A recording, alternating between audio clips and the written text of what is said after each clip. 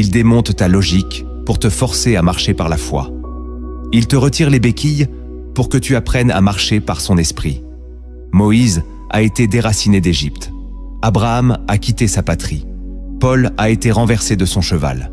Tous ceux que Dieu a appelés ont vu leur repère voler en éclats. Parce que Dieu ne bâtit jamais l'élévation sur le confort, mais sur la dépendance.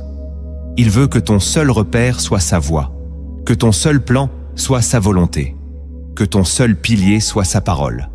Ce chaos temporaire est un chantier spirituel. Tu es en transition. Ce n'est pas le moment de te décourager, mais de t'enraciner dans la prière. Si Dieu laisse le désordre entrer, c'est qu'il prépare un ordre supérieur. Reste calme. Ne cherche pas à tout reconstruire à ta manière. Cherche sa direction.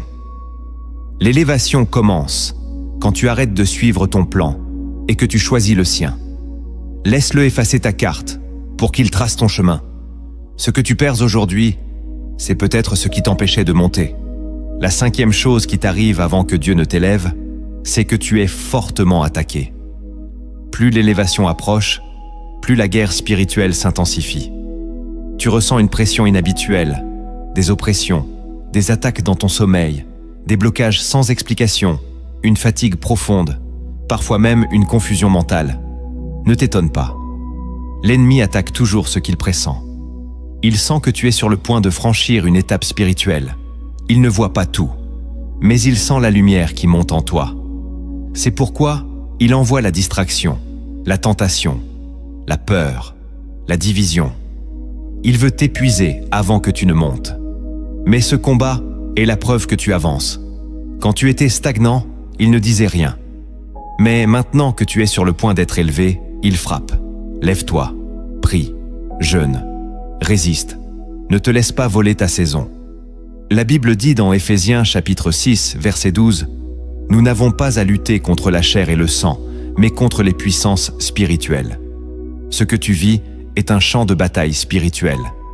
Ne combats pas avec tes émotions. Combat avec la parole.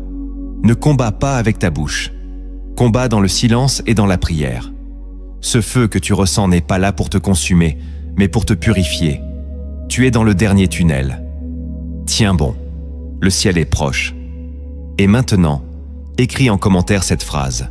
« Je suis dans le feu, mais je ne serai pas brûlé, car Dieu est avec moi. » La 6e chose qui t'arrive avant que Dieu ne t'élève, c'est que tu es poussé à tout remettre en question.